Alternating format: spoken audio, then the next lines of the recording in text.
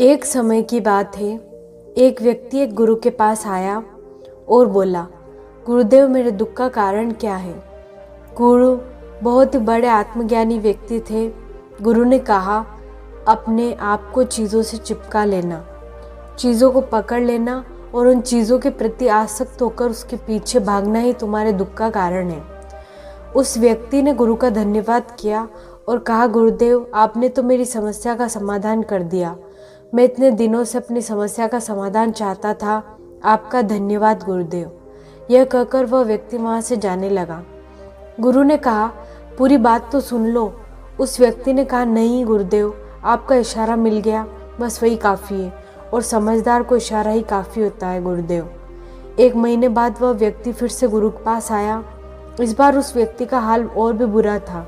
वह बहुत दुखी था और सीधे गुरु के चरणों में गिर गया और कहा, गुरुदेव आपने जो कहा था मैंने वैसा ही किया, पर मुझे सुख नहीं मिला, मुझे तो और दुख मिल रहा है। गुरु ने इस व्यक्ति से पूछा, तुमने ऐसा क्या किया। व्यक्ति ने कहा कि मुझे अपने परिवार वालों से, मित्र रिश्तेदारों से दुख मिल रहा था, तो मैंने उन्हें छोड़ दिया और छोड़कर चला गया। 2-4 दिन तो मुझे बहुत अच्छा लगा, पर धीरे धीरे मुझे उनकी याद आने लगी। अपने माता पिता, अपनी पत्नी, अपने बच्चे आदि की याद आने लगी। रिश्तेदार, यहाँ तक कि अपने शत्रु भी मुझे याद आने लगे।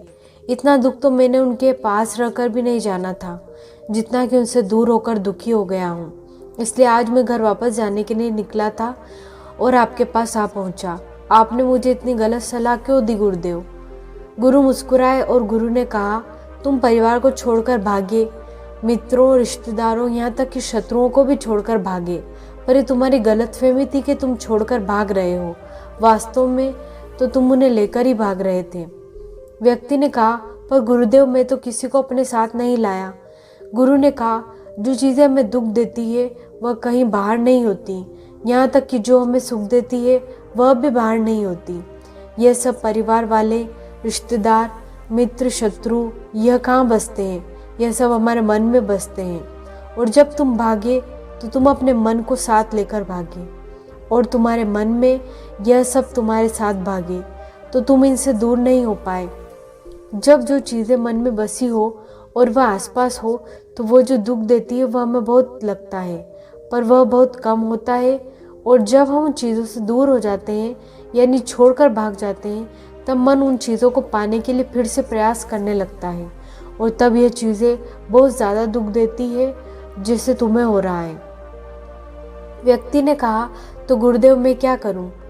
क्या मैंने सिर्फ दुख उठाने के लिए ही जन्म लिया है? गुरु जोर से हंसे और कहा, यह बात बिल्कुल सत्य है। यहाँ सब सिर्फ दुख उठाने के लिए ही जन्म लेते हैं, पर यह भी सत्य है कि इन दुखों के पार सुख भी है। जिन चीज़ों में हमें सुख नज़र आता है वह दुख देती है, और जिनमें दुख नज़र आता है वही सुख का कारण बन जाते हैं। उस व्यक्ति ने कहा, गुरुदेव क्या इस सुख दुख के मायाजाल से बाहर निकलने का कोई रास्ता नहीं है? गुरु ने कहा, रास्ता तो है। अगर तुम इस दुनिया में रहना चाहते हो, इन सब के साथ रहना चाहते हो, तो तुम्हें एक काम करना होगा। तुम ऐसे ही रहो जैसे कि तुम इस दुनिया में अकेले हो, सबके साथ रहो पर अकेले रहो। व्यक्ति ने कहा, पर गुरुदेव यह कैसे हो सकता है? गुरु उस व्यक्ति को एक जगह पर ले गए जहाँ एक मेला लगा था और वहाँ बहुत भीड़ थी। गुरु ने कहा, देखो अपने आसपास, यहाँ किसी को जानते हो क्या? व्यक्ति ने कहा, नहीं, यहाँ तो कोई भी मेरी जान पहचान वाला नहीं है। गुरु ने कहा, क्या तुम यहाँ अकेले हो? व्यक्ति बोला, हाँ गुरुदेव, बिल्कुल अकेला हूँ। गुरु ने कहा, नहीं, तुम्हारे मन में कुछ चल रहा है, तुम अकेले नहीं हो। व्यक्ति ने कहा, हाँ मैं जल्द से जल्द अपने घर जाना चाहता हूँ, अपनी पत्नी से, अपने बच्चों से, अपने माता पिता से मिलना चाहता हूँ, अपने मित्रों से मिलना चाहता हूँ, वही मेरे मन में चल रहा है।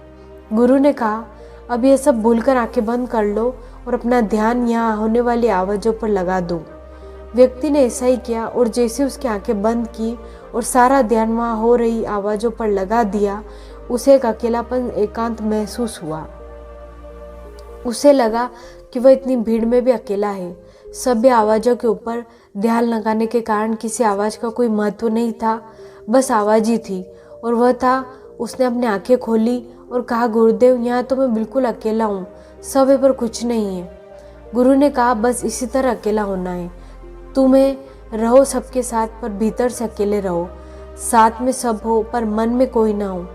जिसने इस तरह से अकेला जीना सीख लिया उसे कभी जीवन में दुख नहीं होते, उसे चीज़ें दुख नहीं देती, वह हर चीज़ में आनंद की प्राप्ति करता है। गुरु बोले, मैं तुम्हें 7 ऐसी खूबियों के बारे में बताता हूँ जो अकेले रहने वाले लोगों में पाई जाती है और उन्हें दूसरों से अलग बेहतर बनाती हैं। गुरु ने कहना शुरू किया, पहली खूबी जो एकांत में रहने वाले लोगों में पाई जाती है वो ये है कि ऐसे लोग दूसरों की तुलना में खुद के प्रति ज़्यादा जागरूक होते हैं। वह खुद के स्वभाव और आचरण के बारे में ज़्यादा गहराई से सोचते हैं। ऐसा इसलिए होता है क्योंकि जब हम अकेले होते हैं तो हम खुद के बारे में सोचने का काफ़ी समय निकाल पाते हैं, जिससे हम खुद के व्यवहार को अच्छे से समझ पाते हैं। गुरु ने कहा, अकेले रहने वाले लोगों की दूसरी खूबी है कि यह सकारात्मक सोच वाले लोग होते हैं।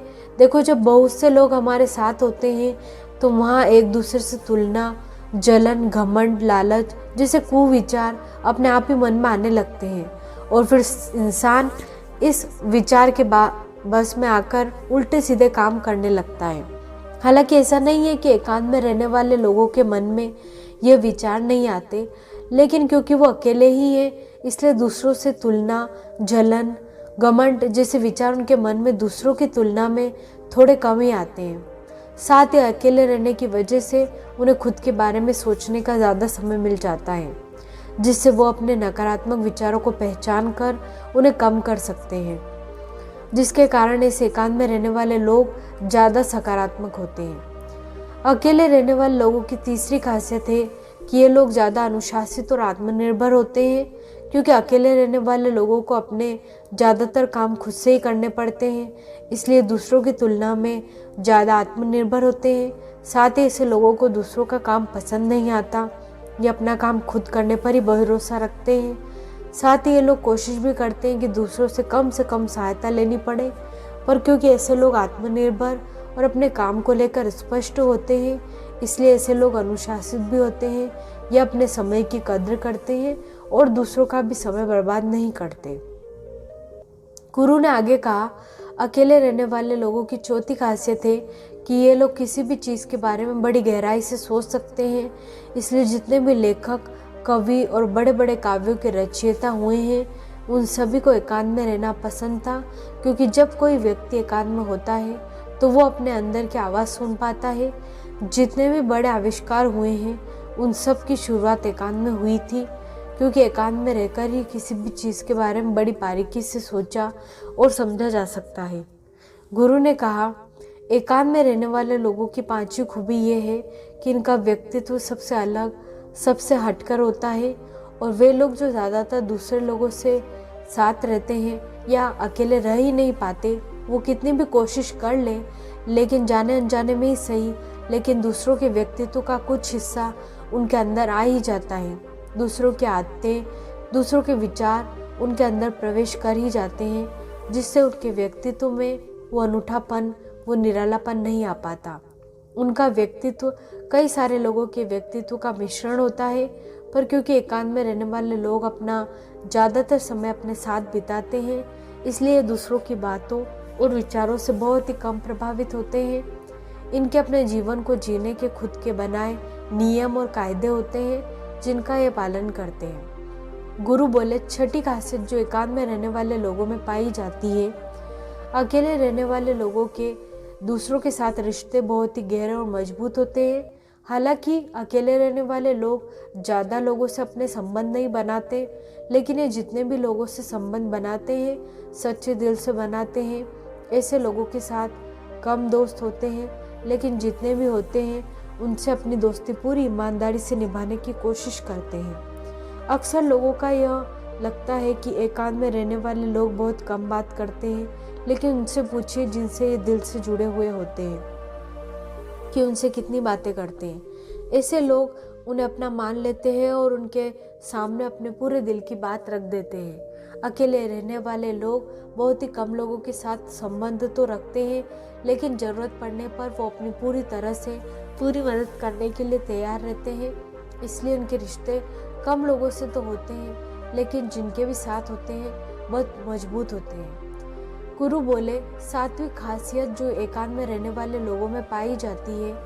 अकेले रहने वाले लोग मानसिक तौर पर और भावनात्मक रूप से बहुत मजबूत होते हैं, क्योंकि उन्हें पता होता है कि अगर आज कोई समस्या उनके ऊपर आती है तो उन्हें अकेले ही उस समस्या से निपटना है। ऐसा बार बार करने से उनके अंदर खुद के प्रति आत्मविश्वास बढ़ जाता है, और आत्मविश्वास व आत्मसम्मान के बनने से वे मानसिक और भावात्मक रूप से मजबूत होते चले जाते हैं, और ये मान लेते हैं कि ऐसी कोई भी समस्या नहीं है जिसे वो अपनी दृढ़ इच्छा शक्ति के दम पर हरा न सके, और यही एक सोच उन्हें दूसरों से अलग बनाती है।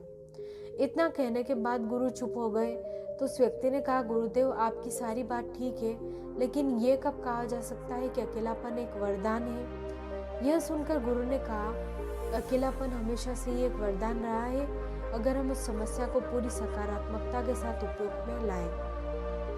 तो क्योंकि जब हम दुनिया के लोगों के साथ होते हैं तब हम भीड़ का एक हिस्सा होते हैं, लेकिन जब हम अकेले होते हैं तब हम खुद के साथ होते हैं, और जब हम खुद के साथ होते हैं तभी हम अपने समय का सदुपयोग, खुद का आकलन, खुद के साथ सभी बातों पर अच्छे से ध्यान दे सकते हैं, अपनी कमजोरियों पर भी काबू पा सकते हैं, या ऐसा कह सकते हैं कि सच में अच्छाई की राह और इंसानियत की मंजिल भी पा सकते हैं। उस व्यक्ति को गुरु की बात समझ आई और वह गुरु का धन्यवाद करके अपने घर चला गया। आई होप आपको ये वीडियो अच्छी लगी होगी। अगर आप चैनल पर नए आए हैं तो चैनल को सब्सक्राइब ज़रूर करें, ताकि मैं जो भी वीडियो लाऊं वो आपको मिल सके।